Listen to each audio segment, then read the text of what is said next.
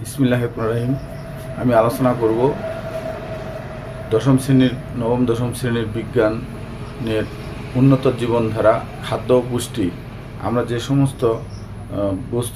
যে সমস্ত খাবার খাই তা সকল খাদ্য নয়।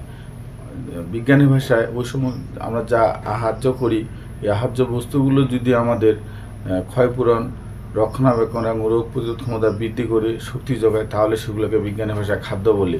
তাহলে আমরা খাদ্য পুষ্টি নিয়ে কথা বলবো। খাদ্য হচ্ছে যে সমস্ত খাবার আমাদের দেহের ক্ষয়পূরণ, যে সমস্ত খাবার আমাদের দেহের ক্ষয়পূরণ, রক্ষণাবেক্ষণ এবং রোগ প্রতিরোধ ক্ষমতা বৃদ্ধি করে সে সকল খাবারকে খাদ্য বলা যায়। এই জন্য সকল খাদ্যকে খাবার বলা যাবে, সকল খাবারকে খাদ্য বলা যাবে না। এখন পুষ্টি, যে সমস্ত খাবার খাওয়ার পরে দেহের ক্ষয়পূরণ, রোগ রক্ষণাবেক্ষণ এবং রোগ প্রতিরোধ ক্ষমতা বৃদ্ধি করার মাধ্যমে দেহের শোষণ করার পরে আত্তীকরণের মাধ্যমে দেহের পুষ্টি যোগায়, সেটা হচ্ছে পুষ্টি। অর্থাৎ যে সমস্ত খাবারকে দেহের আত্তীকরণে এবং শোষিত করতে সাহায্য করে তার নামই পুষ্টি। আর খাদ্যের মধ্যে জৈব ও অজৈব পদার্থ একত্রকে নিউট্রিয়েন্টস বা পরিপোষক বলে। তাহলে খাদ্যের মধ্যে জৈব এবং অজৈব পদার্থকে একত্রে পুষ্টি বা পরিপোষক বা নিউট্রিয়েন্টস বলে।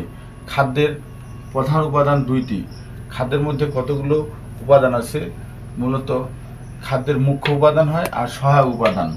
আমরা মুখ্য উপাদান নিয়ে কথা বলি, আর সহায়ক উপাদান হচ্ছে খনিজ লবণ, পানি। আর মুখ্য উপাদান হচ্ছে শর্করা, আমিষ এবং স্নেহ। আর খাদ্যের প্রধান কাজ তিনটি। খাদ্য শরীরের ক্ষয়পূরণ করে। দ্বিতীয় কাজ হচ্ছে দেহের তাপমাত্রা বৃদ্ধি করে এবং রোগ প্রতিরোধ করে। এই মুখ্য উপাদানগুলোকে আবার তিন ভাগে ভাগ করা হয়: শর্করা বা কার্বোহাইড্রেট, প্রোটিন বা আমিষ এবং ফ্যাট বা চর্বি। শর্করা জাতীয় খাবার মূলত তিনটি উপাদান দিয়ে মৌল দিয়ে গঠিত: কার্বন, হাইড্রোজেন, অক্সিজেন।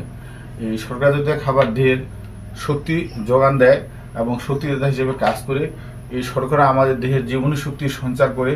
শর্করা জাতীয় খাবার পরিমাণ মতো খেতে হবে, না খেলে মানুষ শক্তি কম পাবে এবং এই শক্তি দ্বারা সে কাজকর্ম করতে পারে। আর শর্করা জাতীয় খাবার বেশি পরিমাণে খেলে মানুষের বিভিন্ন ধরনের রোগ হতে পারে, বিশেষ করে বহুমূত্র বা ডায়াবেটিস রোগ হতে পারে। এছাড়া আরও অনেক রোগ হতে পারে। এই জন্য শর্করা জাতীয় খাবারের অভাব দেখা দিলে আমাদের শর্করা ঠিকমতো খেতে হবে। এই শর্করা উৎস অনুযায়ী আমরা শর্করা জাতীয় খাবারকে দুই ভাগে ভাগ করতে পারি। একটা হচ্ছে উদ্ভিজ্জ শর্করা, প্রাণীজ শর্করা। তাহলে শর্করা জাতীয় খাবার মূলত কার্বন আছে, হাইড্রোজেন আছে, অক্সিজেন আছে। উদ্ভিজ্জ শর্করা, উদ্ভিদ থেকে যে কার্বোহাইড্রেট বা শর্করা পাওয়া যায় সেটা হচ্ছে উদ্ভিজ্জ শর্করা। উদ্ভিজ্জ শর্করার মধ্যে আছে শ্বেতসার, যেমন আলুতে পাওয়া যায়, শস্য দানাতে পাওয়া যায়। গ্লুকোজ শস্য দানাতে পাওয়া যায়। আর শ্বেতসার আলু জাতীয় খাবারে, ফ্রুক্টোজ ফলমূলে পাওয়া যায়, সুক্রোজ চিনি জাতীয় খাবারে, বিভিন্ন ধরনের ফলমূল, সুগার। আর সেলুলোজ তন্তু জাতীয় খাবারে সেলুলোজ পাওয়া যায়, যেটা আমাদের কোষ্ঠকাঠিন্য দূর করে। প্রাণীজ শর্করা, যা প্রাণী থেকে পাওয়া যায়। প্রাণীজ শর্করা যেমন ল্যাকটোজ বা দুধ শর্করা, গরু, ছাগল, বিভিন্ন প্রাণীর দুধে পাওয়া যায় প্রাণীজ শর্করা। আমাদের অনেকের ধারণা শুধু শর্করা জাতীয় উদ্ভিদ থেকে পাওয়া যায়, কিন্তু না, প্রাণীর মধ্যেও পাওয়া যায়। মাছ, মাংসে গ্লাইকোজেন শর্করাটি প্রাণীর মাছ, মাংস থেকে পাওয়া যায়। তাহলে আমরা শর্করা জাতীয় আলোচনা শুনলাম শর্করা জাতীয় খাবারের। এবার আমিষ বা প্রোটিন জাতীয় খাবার। আমিষ বা প্রোটিন জাতীয় খাবারকে দেহ গঠনের খাবার বলা হয়। আমিষ জাতীয় খাবার খেতে আমাদের সুস্বাদু লাগে, কারণ আমিষের মধ্যে আরেকটি মৌল বেশি, যেটা nitrogen. Carbon, hydrogen, oxygen, nitrogen, এই চারটি মৌল নিয়ে আমিষ জাতীয় খাবার গঠিত হয়। এই আমিষের 20 প্রকার অ্যামাইনো অ্যাসিডের সন্ধান পাওয়া যায়। এই 20 প্রকার অ্যামাইনো অ্যাসিড বিভিন্ন ধরনের রাসায়নিক গঠনের মাধ্যমে এরা বিভিন্ন ধরনের যৌগ গঠন করে। এর মধ্যে 4টি অতি আবশ্যকীয় অ্যামাইনো অ্যাসিড হচ্ছে 8টির মধ্যে 20 প্রকার অ্যামাইনো অ্যাসিডের মধ্যে 8টি হচ্ছে অতি আবশ্যকীয় অ্যামাইনো অ্যাসিড। 8টি, ইংরেজিতে 8টি অ্যামাইনো অ্যাসিডের সন্ধান পাওয়া। অতি আবশ্যকীয় 8টি অ্যামাইনো অ্যাসিড হচ্ছে লাইসিন।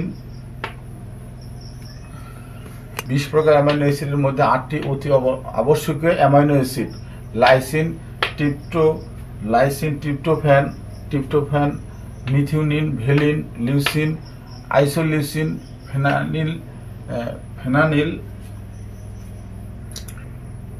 ফিনাইলঅ্যালানিন এবং থ্রিওনাইন।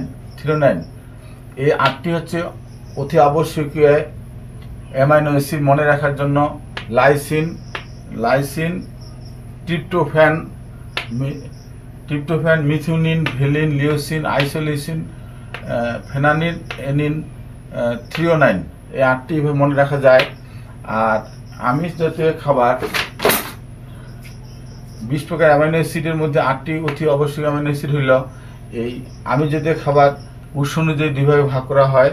একটা হচ্ছে উদ্ভিজ্জ আমিষ, প্রাণীজ আমিষ। উদ্ভিজ্জ আমিষের মধ্যে আছে বিভিন্ন ধরনের ডাল বীজ, যেমন মুসুর ডাল, তারপর ভুট্টার বীজ। ভুট্টার পুষ্টিমূল্য সবচেয়ে বেশি। প্রাণীজ আমিষ, প্রাণীর প্রায় 50% আমাদের আমিষ জাতীয় খাবার দ্বারা গঠিত। হাড়, বিভিন্ন ধরনের শিং ইত্যাদিতে আমিষ দ্বারা পরিপূর্ণ আছে। এবং শুটকিতে, মাছের শুটকিতে পুরো 50% প্রাণীজ আমিষ পাওয়া যায়। এবার আমরা যাব স্নেহ জাতীয় খাবার উপাদান। মুখ্য উপাদানের মধ্যে স্নেহ বা চর্বি স্নেহ, ফ্যাটি অ্যাসিড এবং গ্লিসারলের সমন্বয়ে গঠিত যৌগকে স্নেহ বলা হয়। ফ্যাটি অ্যাসিড এবং গ্লিসারলের সমন্বয়ে গঠিত যৌগের নাম হচ্ছে স্নেহ। আর শরীরে যদি, প্রাণীদেহে যদি স্নেহ জাতীয় খাবারের অভাব হয় তাহলে বিভিন্ন ধরনের চর্মরোগ দেখা দিতে পারে। এই জন্য স্নেহ জাতীয় খাবার আমাদের ঠিকমতো খেতে হবে। এবং স্নেহ জাতীয় খাবারের কারণে শরীরে বেশি পরিমাণে তাপ উৎপন্ন হয় এবং বেশি পরিমাণে খেলে মেদ জমা হয়, তাতে আমাদের ক্ষতি হতে পারে। কঠিন স্নেহ জাতীয় খাবার দুইভাবে ভাগ করা হয়। কঠিন স্নেহ হচ্ছে চর্বি, যেটা চর্বি হচ্ছে সম্পৃক্ত ফ্যাটি অ্যাসিড, যেমন মাছ ও মাংসে যে চর্বিটা পাওয়া যায় এটা কঠিন অবস্থায় পাওয়া যায়। আর যেসব স্নেহ পদার্থ তরল অবস্থায় পাওয়া যায় সেগুলোকে তেল বলে, সয়াবিন, সরিষার তেল ইত্যাদি।